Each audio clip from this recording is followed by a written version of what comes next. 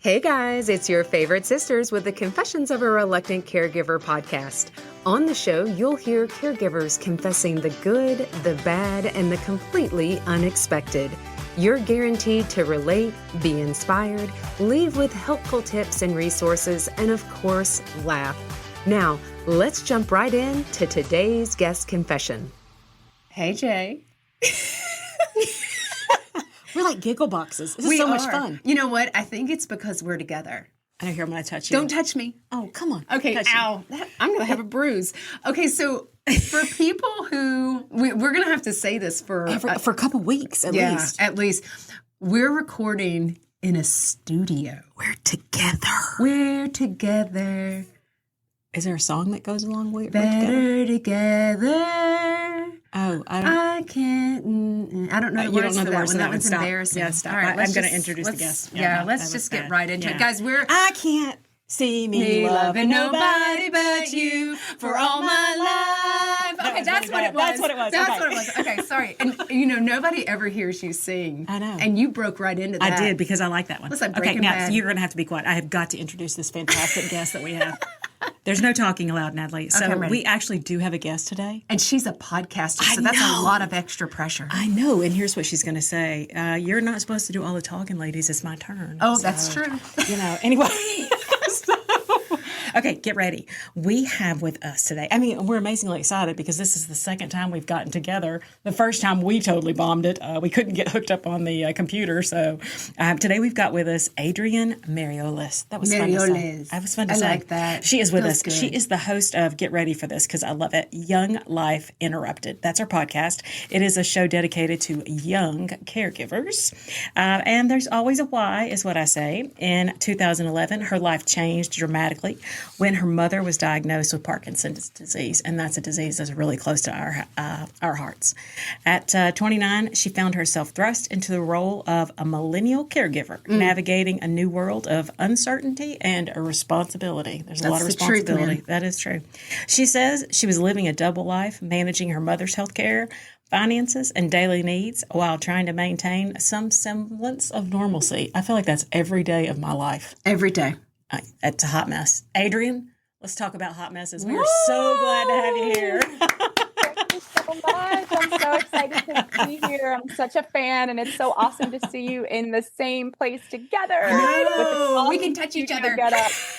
It's awesome. Thank you so much for having me. And it's actually working this time. We're actually able to go through with it. What a novel idea. I know. That feels so right. So we always start off this way, Adrienne. I always say we want to hear about your caregiving story, but we want to know about some background. So start from the beginning, which is you were born, but then skip to some good parts. So tell us your background. Tell us about your family, all that kind of jazz. Okay. I was born in Tampa, Florida. It was actually, I was born during the Super Bowl. I'm a Capricorn. Oh, me too. Oh, my God. We're basically Really? twins. Yes. I'm January the 11th. Oh, my God. January the 11th. It's all making sense now. I know. That's why we're besties already. Sorry, Jay. She's not your bestie. Okay. You're August. Sorry. All right. I was born, I think, during the Super Bowl playoffs, because my dad would always joke that the doctors never wanted to come in to check on my mom because they were too busy trying to watch the playoffs. Respect. But I was born. I was an only child. It was just me, my mom, and my dad for I would say the first 11 years. My parents actually got divorced, which totally okay with. Don't need to go into the backstory. It's not that kind of a podcast. Yeah. But when I was in 6th grade, my parents got divorced. And so I was living with my mom. And that's really how we developed this super close bond and became best friends. I danced my whole life. So I was really involved with dance after school. I was like your typical high achieving student. I called myself a nerd, but I was like a high achiever, student body president, always going out after the next thing. She's just like me, actually. She's not. I feel like she's more like me because she's like a dancer. You can't dance. Anyway, keep going, Adrienne. And graduated from high school. I went to the University of Florida. Go Gators for any Gators, University of Florida alum or current University of Florida students who might be listening. And did my 4 years there. I graduated with a degree in PR and communications. And then after that, I moved myself up to New York New York City. Oh, wow. You're a city wanted to girl. live. Oh my Whoa. God. So, and your mom stayed in Tampa, or did you take her with you?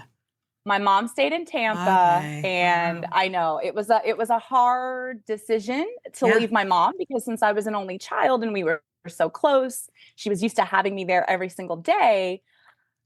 But as a mother would do, she was like, all right, it's time to let her go. Fly. Maybe this is not necessarily what I want, but I can't be selfish, and Yeah. she's got to spread her wings, Yeah. and she's got to do it. But she did not let me move up to New York without having a job first. I wasn't like a New York hopping to different couches of friends that I knew, just scraping by on cans of tuna fish. Yeah. I had to get a job first, and then I moved up there, and that's kind of where everything began. Yeah. Oh, wow. Yeah. Okay, so because I'm a nerd, and that's where we got Jason's treatment. Where did you live in the city? I lived on the Upper East Side Oh.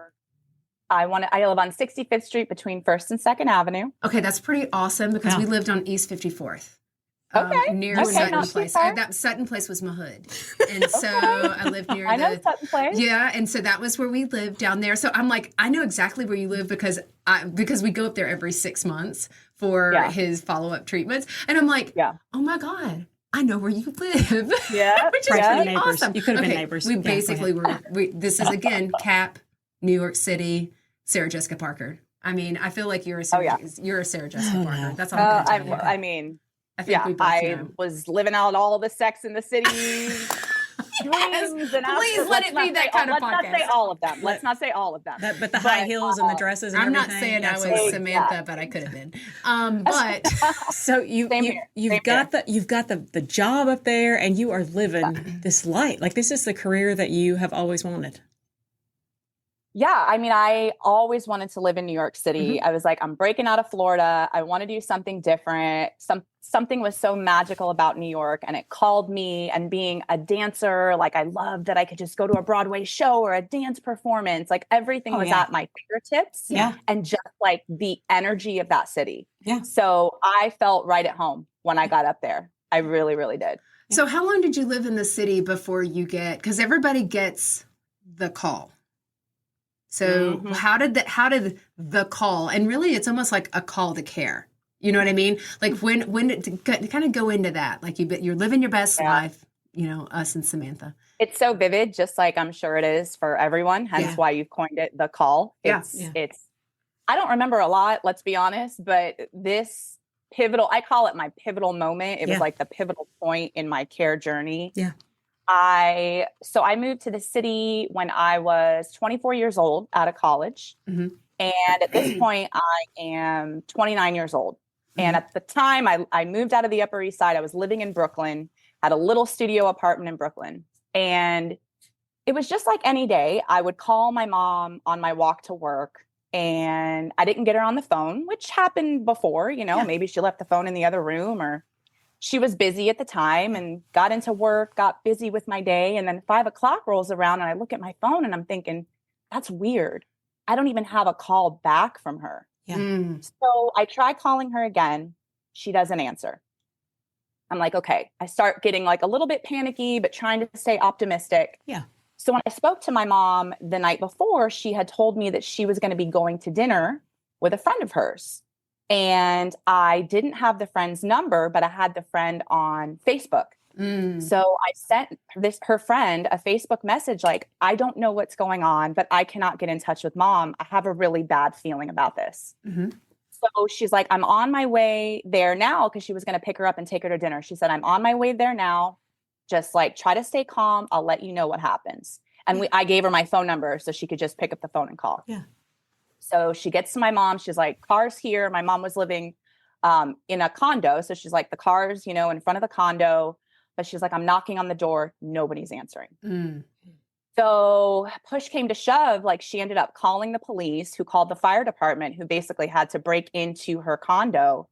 And my mom was just laying on her bedroom floor, completely unconscious. Wow. Completely unconscious. And they called the EMTs. So the EMTs were there. Thank God she came to.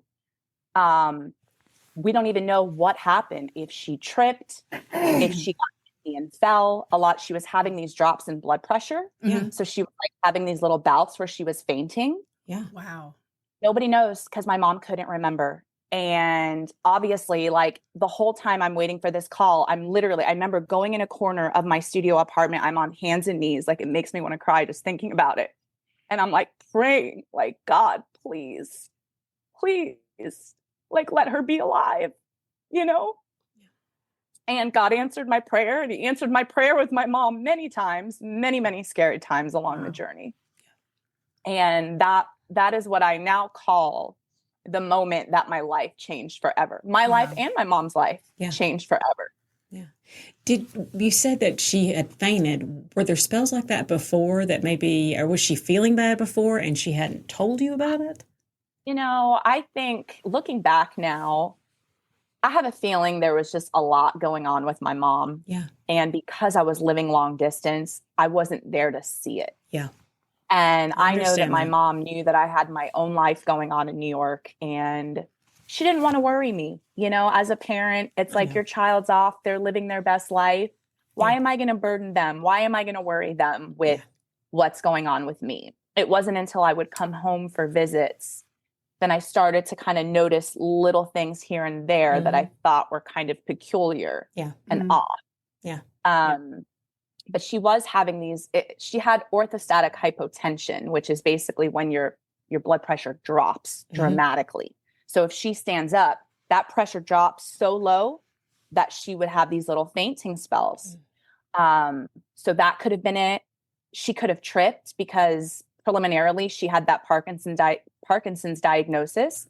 She was starting to do like the shuffling of the feet, not picking up her feet. So she could have very easily tripped and fell. We don't know. And she doesn't remember. And it's still a mystery to this day. Did she have the Parkinson's diagnosis before this episode? Yes. So when was your mom diagnosed with Parkinson? And how old was she when this happened? But when was her diagnosis? What age? Oh my goodness. So I want to say maybe like 4 years before that. It's kind of hazy to me because I can't even pinpoint the day that my mom told me that she had Parkinson's, because it wasn't like she was telling me that she had a terminal disease like cancer. Right. Like the only thing I knew about Parkinson's was like, oh, okay, Michael J. Fox, but he seems to be able to manage it. He's thriving. What do I know? Parkinson's is not as common of and I hate to say a household name, as when you hear that someone's been given a cancer diagnosis. So even when she told me she was diagnosed with Parkinson's, I wasn't worried because preliminarily there was nothing that seemed off about her. Right. There was nothing that was changing that I felt like I needed to worry about. Right. Until the moment that changed my life forever. That's when I was like, okay. What'd you do? Well, I booked a one-way ticket home to Florida after that happened. Because I was like, all right, this just goes to show something's got to change. And, I was noticing my mom's condo was a second floor condo. And I remember going home and I noticed like in the kitchen, there were all these bags of just tied up trash, just like lining the kitchen. And she said, I'm starting to get nervous to go down the stairs. I was noticing that, just little things just weren't getting done. So first and foremost, I got like a life alert system. I got her one of those life alerts so she could start wearing the necklace. Yeah. That was step one. Step two, I enlisted a home health agency because the thing is that we didn't have any family living in Tampa. So it's not even like I could call on my family to say, hey guys, here we are.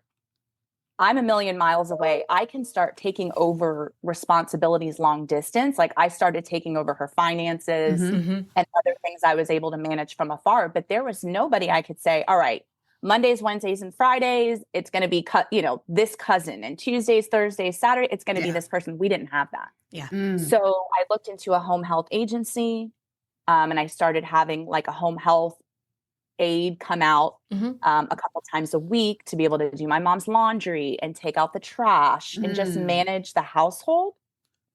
And then I slowly started taking over her finances because I noticed she, like a couple bills slipped up when I went home once. There were all these unopened envelopes and unpaid bills. And I said, all right, I got to get a grasp on what's the financial situation? Yeah. What are all the bills? Like, I need to start making myself educated about where is the money? Where is it going? She had a long-term care insurance plan.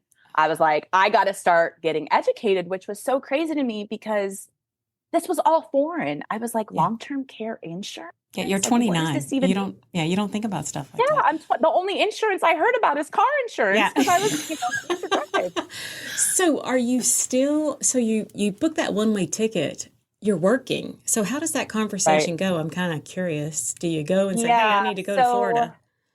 Yeah. So fortunately, at the time I was working for a company that was super flexible. So I was able to work from my mom's. Yeah. They were super supportive, which I know does not happen all the time. No.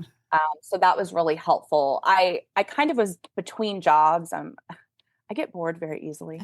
So I kind of was on this. We're this not saying journey. stereotypical millennial, but.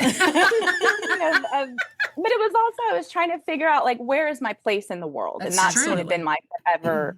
What is my purpose? I started off in one field that I got my degree in. I was like, I'm not feeling this. And I was like, I want to help people. So then I went and worked in nonprofit. Ooh. I've worked in hospitality. So I've tried a lot of different things because I have a lot of different interests. And fortunately, different, whether it was a job or just kind of like a part-time consulting thing, it allowed me the flexibility because I had to book one-way tickets many times. Yeah. And I didn't have a return flight because I just didn't know how long I was going to need to be there to feel comfortable enough to leave her to go back to New York. So we're man, this is so good. Take the break. Take the break. Good. But we got to take a break. Okay. Okay. All right. We'll be right back. We've got more coming. All right. Okay. I'm ready. Hey ladies, I need to interrupt for just a second to share about the Sisterhood membership. It's basically a sale every day, and the best part, it's free. Here's the details. We're partnering with our friends at Benefit Hub and other care partners to save you money. With over 200,000 participating companies across the U.S. and abroad, you'll find discounts at your favorite local stores, huge savings on vacations, amazing deals on home, auto, and supplemental insurances, and everything in between. Go to confessionsofareluctantcaregiver.com to sign up, and then definitely tell your friends about it. They can join too. Trust me, there's a discount for everyone. And don't forget, it's free. Okay, back to confessing.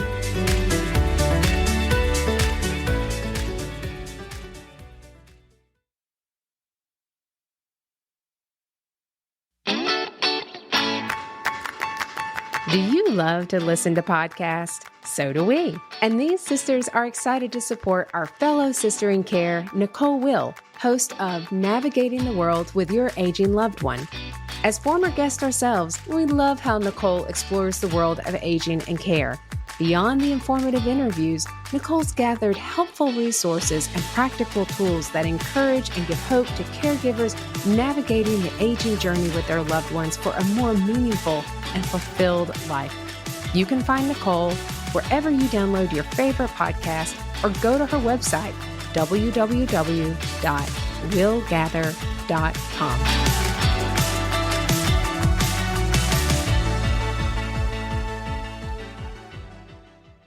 Okay, everybody, we're back here with Adrienne Marioles. I love that. I love to say it. I love that. Feels very sexy. The host of Young Life Interrupted. She's got her own podcast, so she's totally pretty. I know. She's actually running awesome. our podcast right now. But But she's done it. I mean, we're like, just give it to her. Let her have it. So I'm just, so you again, you're tell me about your life, because I remember 29. Oh my gosh. Oh, you remember 29? That was like I don't want to 50 years talk ago. about, again, I was Samantha. So I'm assuming you have friends. You seem like a nice Sure. person. So you got friends, you got a life, you're going to shows. Yeah. So tell me, what are you feeling? Because that's important. Your relationship with your mom is good. I hear that. But what are you feeling like? Oh my gosh, what am I going to do? What does my life look like in the future? Am I going to get married, have kids, do any of this, or am I going to be a caregiver the rest of my life? And what the heck is home health? Yeah, what is home health? Yeah. Gosh, it's so crazy how much I learned at such a young age. Yeah. I feel like I was living this like a double life. Yeah. I think you mentioned that when you introduced me. It truly felt like a double life because this is not something that I openly talked about with my friends. Really? Because a big part of me didn't really understand what was happening. I've always knew that I was going to take care of my mom one day. Yeah. I always thought that was going to come 20, 30 years down the road when I was more well-informed and established and, had a partner and kind of went through all these life milestones. So I'm just kind of living my life in New York, and I'm going out with my friends and just having a great time. I'm 29 years old. Not a care in the world. I shouldn't have to focus on anyone but me. Like, there's a period of time in your life where you get to be selfish. Oh, it's when you're 2 and then back in your 20s. Yeah. Like early 2 and the whole world revolves around early you. 30s. No, it's not even early 30s. It's in your 20s. It's when you're living your best life. And like at some point when you hit 30 and you're like, well, I think I could probably play this card a little bit longer. Yeah. And so I didn't have to worry about anyone but me. Yeah. I mean, I had to put food on the table for me. I had to support me. Yeah. And now all of a sudden I was having to put the considerations of my mom into play. And it was just bizarre because, like I said, I didn't want to talk about it. I had an amazing group of friends that lived in New York City, but I didn't know how to tell them what was going on. And I didn't know how they would receive it because nobody going through something similar. Yeah. So at the same time that I'm living my best life, I'm in New York, I'm trying to make the most of it. It's like in the back of my mind, I am constantly worrying about what is going on thousands of miles away in Tampa, Florida with my mom. Yeah. And it's interesting because I didn't do therapy my entire care journey, but now I'm doing therapy like 4 years after my mom's been gone. Yeah. It is what it is. Yeah. But I said to the therapist, I said, I have never experienced this much anxiety in my whole life. I don't know why I'm an anxious person. I never used to be an anxious person. Yeah. And she's like, Adrienne, connect the dots. What about when you were living in New York and your mom was in Florida and she wouldn't answer the phone? Hello?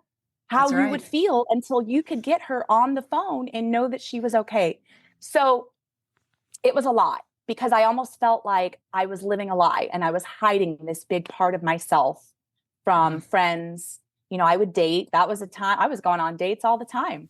I would never bring up, oh yeah, and I'm starting to do this thing for my mom and who knows where it's going to go. I literally had no idea where it was going to lead me at that point, but it was a really crazy time. And then just trying to understand all the things and understand what is happening? Why is this happening now? Why is this happening to me? It was just a very isolating time in my life. So how did you get any information about She's it? She's totally talking all the time. Yeah, Adrienne. I am, because that? I had to jump in really fast. I saw that because I was going to ask a question. You go with your question. Okay, so I want to know, like, you say to yourself, okay, well, home health care, when you figure out that's a word, and like, oh, long-term insurance, but what is the resource? Like, where do these ideas come from? Are you just on Google, or where are you learning this stuff?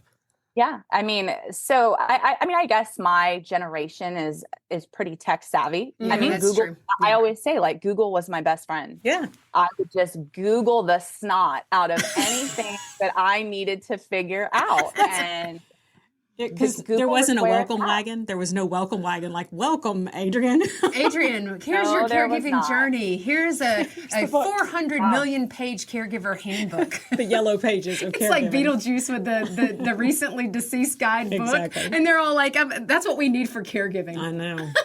So you Googled it to death. I love it. That was just my curiosity that nobody rolled it out and said, hey, here you go. Well, I want to step back. I appreciate the fact that you said, I got therapy. And even though it was after my mom died, but that doesn't matter. I mean, I work in the mental health field, and I'm going to say you don't have to beat yourself up. And I'm not talking about that. I don't feel like you are, but I'm going to tell our listeners, get therapy when you're ready. Yeah. Because sometimes when you're in the middle of caregiving, to add an hour to that your day, and you feel like I can't give that.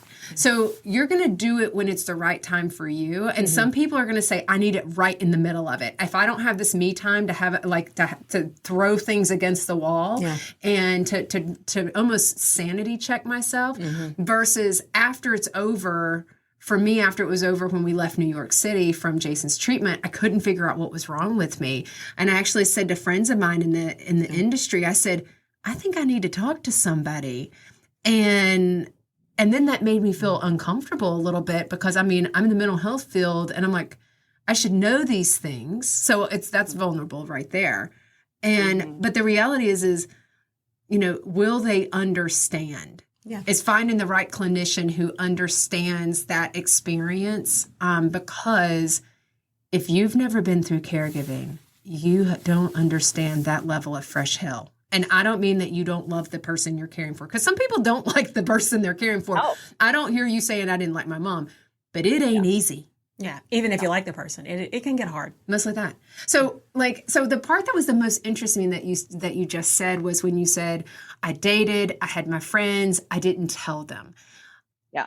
Was any of that around, nobody was talking about it, but do you think it was also avoidant? Like, I don't want to acknowledge this is part of what my life is. I want to have this life instead. And so I'm just going to like compartmentalize it so that I can sit over here, and it's almost like dissociating. I'm going to live over here in my little fake land, because trust me, I walked around New York pretending I was Sarah Jessica Parker. And so I was like, look at me. I even took a picture with the street sign with her and Matthew Broderick. Yeah. They had no clue that I did a selfie with them. They were fake. Do you think it was part of a self-preservation?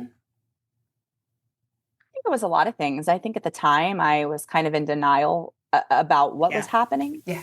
And I had no idea the journey that was ahead of me. Like, I thought that was hard. I had no idea how much harder it was going to get. And I believe 100% avoidance, 100%. I think the more I thought that I could, to your point, just compartmentalize, kind of put it over here, tuck it away, untuck it when I need to, get my stuff done, tuck it back, and get back to my life. Because again, I'm like, this is my life. Why? Like, there should not be this thing interrupting me doing me, you know? And as much as I loved my mom, I was going to step up to the plate and do what I needed. But I was like, I'm going to keep this thing over here so I can keep living this big life over here. But I also think a huge part of it was that no one could relate. So it's almost like talking to a wall. And I didn't want to hear like, oh, I'm so sorry that you're going through that. Let me know if you need help. And trust me, I have a lot of the same friends that I had in New York City going through my care journey. I have some of those same best friends today. That's a whole nother conversation about friendships and caregiving. But I didn't want the pity. And at the end of the day, like, what were they really going to be able to give me? They weren't going to be able to give me validation. They weren't going to be able to give me answers when I had questions. So I didn't really understand the point. And now that I'm being very authentic and very transparent about what it was like going through that care journey, I was ashamed. I felt shame in all of this, which sounds so crazy to say that I felt shame, because it had nothing to do with me, but it was almost like I didn't want to be judged for having to go through this. And it sounds bizarre, but those were my feelings at the time. I appreciate that. Yeah. So you said I had no idea what I was going to do, though. So what you were going to go through. So let's talk about that, because it gets harder. It's not just there was that moment. Like, you had to make the decision to say, it's time to leave the city. Yeah. So let's talk about that. Yeah. Oh, good call. Yeah, that was a tough one. So after my pivotal moment with the whole episode with my mom, I was making it a point to fly back and forth from Tampa to New York City more often. Like, before, I would come home at Thanksgiving, maybe over the summer, but I was going back and forth a lot more often. And I was traveling a lot. And I remember I came back from one big trip abroad. And this is like back in the day where it's like, you could, unless you were on Wi-Fi, you couldn't get cell service. Like, cell phones weren't as good when you were abroad. Right. And I'll never forget, I was in JFK Airport. My friend and I had just gone backpacking in South America for like a couple weeks. And I turned my phone back on so I wouldn't get charged roaming in South America. And there was a voicemail that my mom was in the hospital. I literally stood in JFK Airport. I was on my phone and I booked a one-way flight to Tampa. And I was like, I can't do this anymore. It was so much, the amount of anxiety, just the constant going back and forth. I'm like, what kind of a life is this? And even more than myself, it was like my mom was starting to get worse. And I needed to step out of my selfishness and become a little bit more selfless and recognize, like, as much as I was not ready to leave the city, as much as I was not ready to leave this amazing set of friends. I mean, that city made me the woman I am today. Like, I am so proud to say I'm a former New Yorker. I was not ready, but I knew that my mom couldn't continue on by herself without someone close to her to support her. And I just couldn't put myself through this constant worry and angst. And it made me sick every single day. Not being able to sleep if I couldn't get her on the phone, not being able to concentrate, constant anxiety. Is she okay? Did she fall? Is her phone in the other room? You know, is she going to end up in the hospital? And then also flying back and forth because my mom had a stroke, had to fly home. My mom fell, had to fly home. It just wasn't sustainable anymore. And so I thought long and hard about it.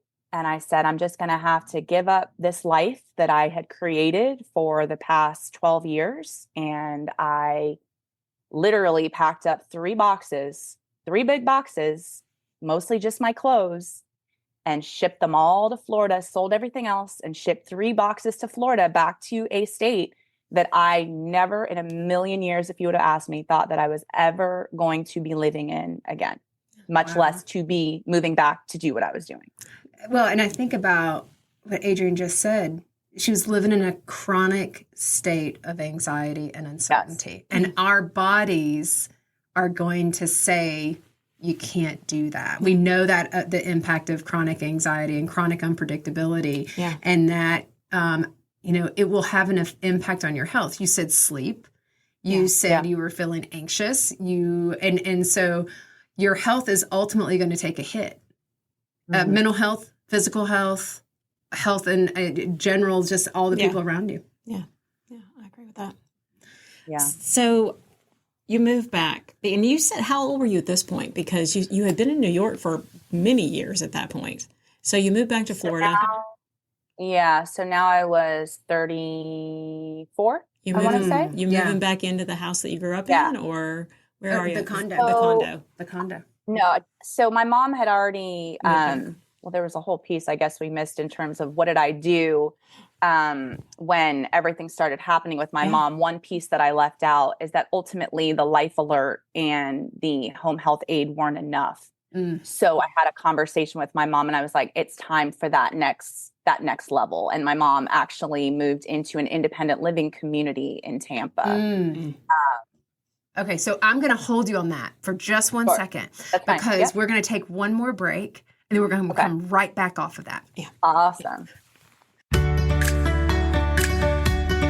I don't know about you, but my inbox is always cluttered with useless emails. But there's one I always open, the Confessions of a Reluctant Caregiver newsletter. You may say, Natalie, what makes yours so special? Well, I'm biased, but don't just take my word for it. Here's what our subscribers say they love. First, it comes once per month, and you can read it in under 5 minutes. Next, you'll find amazing tips and resources to use in your everyday life. And who doesn't love a recommendation? These sisters do, which is why we share sister-approved products and discount links to save you time and money. And of course, you're first to know about the upcoming month's confessions. Just like our show, you're guaranteed to relate, be inspired, leave with helpful tips and resources, and of course, laugh. Go to our website, confessionsofareluctantcaregiver.com, to sign up for our newsletter today.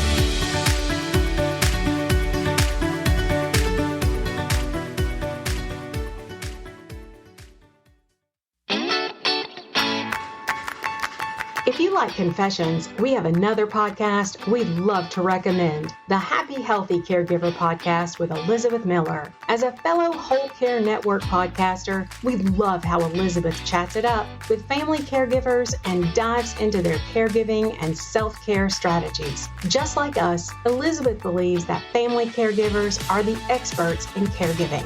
Beyond the informative conversations, Elizabeth reveals the tried and true resources and practical self-care tips that empower caregivers to prioritize their health and happiness. You can find the Happy Healthy Caregiver podcast wherever you download your favorite podcast or go to the website at happyhealthycaregiver.com. All right, everybody, we are back here with Adrienne, the Young Life Interrupted, and we're talking about truly a young life interrupted. So we backtracked a little bit, and she is moving back. She actually is moving into the home that her mother has moved into to make life a little bit easier. And you are back in Florida, where you never thought you would be. Yeah. So then what I happened? never in a million years. In a million years. So be in Florida. So tell us about that. Go ahead. No, go ahead and tell us about that. Preliminarily, I stayed. So my mom was living in an amazing independent living community. That was kind of the first step into the senior care community. Because at that point, she was still able to do certain things by herself. She wasn't needing that extra higher level of care.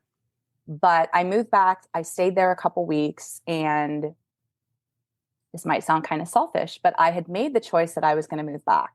I was in Tampa, Florida, but I was like, I have friends down in Miami. There's more opportunity for me down in Miami. So I actually ended up preliminarily moving down to Miami. And every weekend, I left on Friday. I came back Monday morning. I drove the 8-hour round trip drive from Miami to Tampa to make sure that everything was good with my mom for the week, because I made the choice, like, okay, I want to live in Miami. I want to try something new. Like, I'm that person that I want to explore new cities and do new things. So I did that for a couple years, going back and forth. And then in 2016, as my mom started getting progressively worse, and I realized that Miami was a place that I wanted to stay, and I knew I would be here long term, I actually ended up moving my mom down to Miami from Tampa. And at that point, she was needing the next level of care. So I ended up finding an assisted living community, which is a whole nother conversation about having to navigate that on my own. We can relate. But I'll say this. It wasn't, I'm going to tell you, you said I was selfish. I don't look at it as selfish. No. I actually look at it as you trying to hold on to some semblance of control and the life that you really want to have. And you said that you did that for years. And it was your choice to go back and forth, the 8 hours each time, a round trip, whatever. And I don't think, I don't want our folks who be like, well, yeah, I would have done that too. There's no shame in that. No. Like, I know. You're not a failure because you didn't immediately move in with your mom and the other of her besties. Like, you wanted to have your life, and we're here to say you're allowed to do that, and you found the middle ground that it worked. That both of you all had. It worked. I read an article and we posted on it about when you move in with a parent. So we posted on that, and just kind of some interesting facts, but long run, it's about working with your parent, because it's so hard to care for a parent, those reversing of roles. When your mom, when you guys said, okay, we need a higher level of care, but you said, I can't go to Tampa, but will you come here? I think this is the best choice. Was that something you guys said together, or did you say, you're coming to Miami? Tell me how that works. Benvenido a Miami. Yeah, exactly. So my mom, God love her, she was a very passive person. I'm like, am I your daughter? God love her. But, at that point, I feel like my mom really trusted in the decisions that I was making for her. Yes. She didn't have ties to the community anymore. It's like friends that she once had, she just didn't have anymore, because she would always get embarrassed to see them because her, with her disease and declining. And so it's not like I was pulling her away from this life in this community that she was so vested in. And I said to her, Mom, ultimately you don't have to leave, but at this point, it would be so much better for me to be a 20-minute drive from you versus a 4-hour drive. Yeah. So I kind of I hear so many stories that it's very hard because maybe you're caring for a parent who's very like stubborn and no, this is what I want. I don't want to hear your opinion. And I have to say, I was very blessed in that way because my mom was just kind of like, whatever you think. Okay. Love you. That's fine. Ultimately, my mom just wanted to be close to me. So if moving down to Miami was going to allow her to see me more, that's all she wanted at the end of the day. Yeah. Wow. I love that. I do too. You know, it's funny, not funny, interesting, not funny, haha. When you said your mom was embarrassed. Our mom is embarrassed. To see people that she knows, her people in our community. And we live in a small town. And so I've been there when we wanted to take mom out to have breakfast or have lunch or something. We go to the Cracker Barrel. You can sponsor us. Love it. And, we'd go there, which is one of the only restaurants in our town. And, but mom would be like, I don't know if I feel up to it. And I'm like, what's going on? Is it the symptoms? Or is it you don't want people to see the side effects, which mom shakes real bad. And I'm like, we can either go have lunch together and not care what people think, or we can sit here and look at the same four walls. And ultimately she'll be like, well, let's just go. Good. And she always ends up happy. She always ends up like glad for the time because we don't focus on everyone around us, but embarrassment and shame. And that is something that goes, especially with a chronic illness. Because it's a progression. It's different from cancer when you were talking about, hey, Parkinson's felt different than cancer because cancer feels like death. Parkinson's is a slow, cruel illness as well. It's just, it's cruel in a different way. It's not one's worse than the other. They're just differently cruel. Yeah, they're different. So I know that your mom has passed, Adrienne, but I want you to just go into that a little bit with me because you're young, and I know I felt very young. Our dad passed away when I was 38, and so there is still for me a very big sense of loss, and I have a feeling that there's. Did you have grief prior to your mom passing? Did you know that she was ultimately? You knew that she was going to pass, but tell me about a millennial, and grieving and the loss of a parent.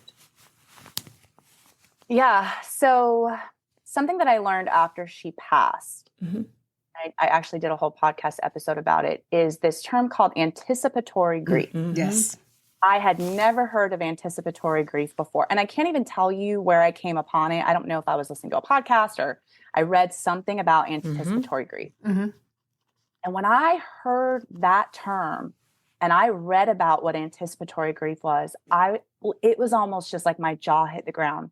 I said, for my entire decade-long care journey, I had been experiencing anticipatory grief. That's right. The ups and the downs and the grief I would experience at every progression of her disease. Yeah.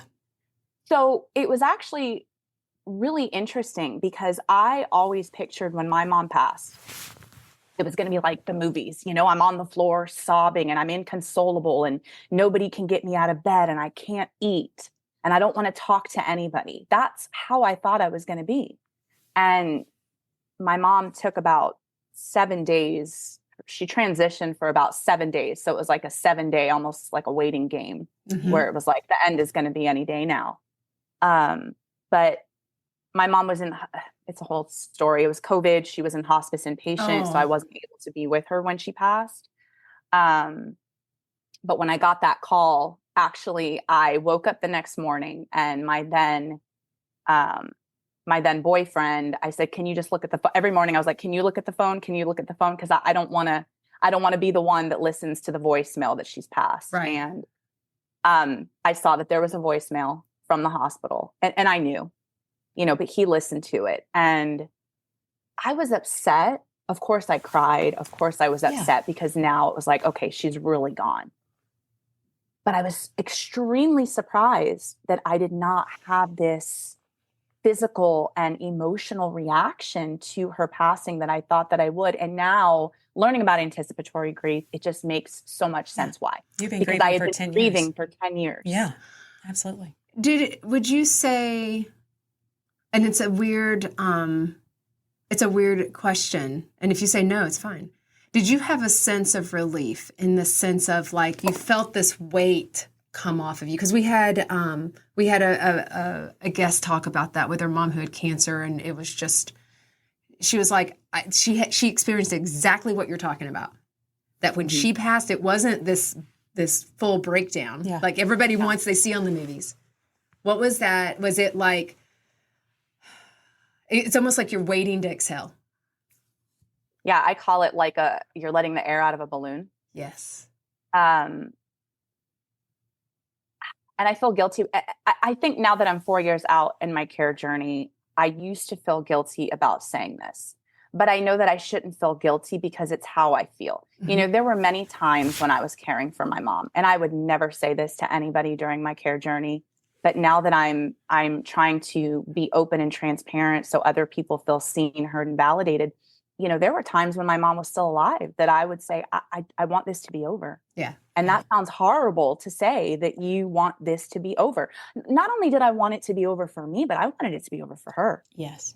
Because having to watch my mom, I mean, talk about trauma, you know, having to watch a parent just completely a parent, anyone, a sibling, anyone completely transform in front of your eyes, especially the person who had raised you and made you into the woman that you are.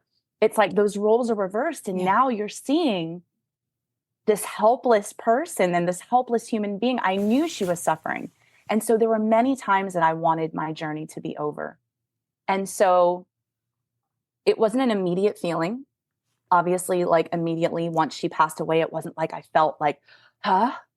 But as the days went on and it finally hit me like, wait a minute, I'm not going to mom's assisted living every day from like 3 p.m. to 10 p.m. I'm not bathing her. I'm not helping her eat dinner. I'm not putting her in bed. I'm not doing all these things. You know, it takes a while once they pass to actually believe that, you know, oh wait, I don't have to go anywhere. Exactly. I don't have to be here. I don't have to do this. So once I started understanding like, oh wow, okay, this chapter is really over. It was almost a sense of relief because I felt free. Yeah. For the first time in over a decade. Wow. I felt like I could finally reclaim my time, reclaim my life. And I was going through so many life transitions at the time. You know, from moving in with my boyfriend to just, you know, we started a boat business. There were just all these things happening. And I was just like, wow. But you know what I always say is that I believe that my mom chose to let go when she knew that the time was right, when she knew that I was going to be taken care of, and she knew that she could leave me and know that I would not be alone in this journey. And I feel like she was like, okay, it's time. It's time for you to have your life back. It's time for you to take these next steps. And I felt free. Beautiful. I love that. Like you're ready. You're ready. She let you go again. And she was ready. She let you go. She let you go again. Yeah. Oh, that's actually really, oh, wow. I never thought of it like that. I like that. Oh, man. I can't believe our time is already almost up. Oh my This gosh. is so good. I'm like, and we're besties. This is so good. You know, and I'll tell you, this is time for our sister questions. Yeah. So let's do some sister questions because this feels really good. Jay, what do you got? I know. So much like us, your podcast name can be taken many ways. You know, we have reluctant in ours. Yeah, people are like, oh my God, you're terrible. Look, you're a terrible child. I love interrupted. I like that word, which sometimes people can take negatively. Yeah. So your life definitely was interrupted. It was like, whoa, here's a pause. You need to stop. But it was interrupted, but I want you to tell me about, you press the play button again. Oh, good one. So it's kind of a pun, isn't it? You press the play button again. Tell me where you are today. Oh, good call. Oh, yeah. So end of last month was the 4-year anniversary of my mom's passing, which is so mind blowing. It's like, we all know that time is going quickly, but it just seems so surreal that she's been gone for 4 years now. Yeah. And in that 4 years, I have gotten married. I now have a family. I'm a bonus mom. My husband has a daughter, so I'm a stepmom. I feel like I've finally found this purpose. Like I said, in New York City, I was constantly hopping from career to career to career. Mm-hmm. I'm like, what is my purpose? Like, what did God put me on this earth to do? How am I supposed to serve? Mm-hmm. And I feel like I finally found my purpose. And it sounds cliche, but it's to take my story and my journey and help other young caregivers who are going through this, who feel alone, who don't feel seen, who don't feel heard, who don't feel validated, who have probably never met someone their age that's going through the same journey. Exactly. And that was a huge motivation in starting the podcast, because I was like, there are lots of podcasts out there about caregiving. That's right. And I think all caregivers, no matter how old you are, who you're caring for, we all have these common bonds that bring us all together. But I feel like younger caregivers go through this entirely different set of challenges. I believe that. As you're caregiving and also trying to work through these pivotal years of your life, going through these pivotal life milestones, and still trying to figure out so much of who you are. That's right. And what your life looks like at the same time. I believe that. I think that's so true. And, we did a special series on caregiving youth. And these, the youth that we had were, I think our youngest was 15, but we know that the youth that came on started caring at age 5. And that's, you think about where are you at when you're a child and then adolescence, and then you hit your 20s and you hit your 30s. And I would say I was a youth caregiver, but not like some of these kids were. And, but we didn't have caregiving until we were in our 40s, which is super common. There's sandwich generation folks. But you're so right to say, there's so many more young people, especially especially at your age. Like I was in my 20s when this started happening. Yeah. And because people are choosing to have children later. And so their parents are older and they're younger. And we don't talk about it really well. Yeah. I think what you're doing is so important. I definitely want to make sure people know to listen in to Adrienne with Young Life Interrupted. And we want to make sure we get the episode about anticipatory grief, which is definitely a difficult word to say. And hard to spell. Yeah, hard to spell. But I have actually read a lot about that. Our mom's had Parkinson's for 20 years, Adrienne, and it's once I read about what it was, I was like, oh my gosh. And sometimes I wonder, because I love my mom, but I wonder once I see her and I know the struggles that she has every day, there are those days when I think her life could be easier. And I will be grateful for those days. I love her, and her good days, I'm so happy. I'm like, yes, it was a great day. But on those bad days. Yeah. And those bad days. Bad. When they're bad, they're bad. Yeah. So I'm going to do our last question, which is always a fun one. Yes. Okay, let's life do it. Beyond, now that we know we're both Samantha. What is your favorite guilty pleasure? What is the one thing that you do just for yourself? Oh, I am a sucker for Lifetime movies and like Christmas time. Get me on that Hallmark Christmas movie. Yes. Like, Hallmark cruise. Can we take the Hallmark cruise together? Please. No, I'm not even kidding. Let's figure this out, because I am obsessed. Like, my husband makes so much fun of me. He's like, it's the same actors. It's the same storyline. We don't care. What's going to happen? It's the fall festival. Adrienne, right now, it's the fall festival, and I'm mentally and emotionally preparing for all of the return homes for Christmas and the unrealistic expectations of how do they make money and live in that house. Girl, you guys are twins. She's my person. Now that she's you guys Cap girls. Yeah. I'm going to tell you right now. We cannot even be FYI, sisters. the Hallmark cruise on NCL, it sold out. They did the first boat. It sold out twice. And so I'm going to tell you, I was on the wait list, couldn't get on. It wasn't even like the Aqua. We're going on the Aqua for the Self-Care at Sea cruise next year. It wasn't even the Aqua. It was, but I continue to follow the group. So we're going on our next Hallmark cruise, and we're going together because I don't want JJ to go. She's not even fun. I'm not making those cookies. I'm making a sweater. I'm wearing a sweater right in July, man. Yeah. Wearing it. Adrienne, thank you so much. No kidding. I love to hear the stories, especially of those that started younger, because I know what my journey is, but to hear those different views. I think that's so important. Just like you said, the stories need to get out. We all have a caregiver journey. We all have that story, but especially during that time in your life, it's so important for others out there listening to know there are others like them, and they need to find their people, because I feel like listening to someone that has that shared experience at those shared ages, that's what's most important. Those are the people that can hear. And representation matters, man. That's exactly right. Representation. Exactly. Guys, Adrienne, thank you for being with us. So much. Absolutely. And guys, until we confess again, we will see you next time. Right. Bye-bye. Well, friends, that's a wrap on this week's confession. Thanks so much for listening in to the podcast. But before you go, please take a moment to leave us a review and tell your friends about the Confession Show. Don't forget, visit our website to sign up for our newsletter, as well as connect with us on Facebook, Instagram, LinkedIn, Pinterest, and Twitter. You'll also find the video recording of all our episodes on the Confessions website and our YouTube channel. We'll see you next Tuesday when we come together to confess again. Till then, take care of you. Okay, let's talk disclaimers. We are not medical professionals and are not providing any medical advice. If you have medical questions, we recommend that you talk with a medical professional of your choice. As always, my sisters and I at Confessions of a Reluctant Caregiver have taken care in selecting the speakers, but the opinions of our speakers are theirs alone.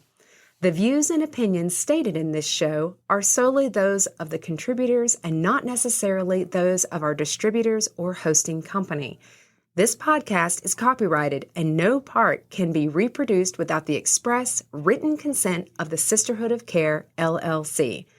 Thank you for listening to the Confessions of a Reluctant Caregiver podcast.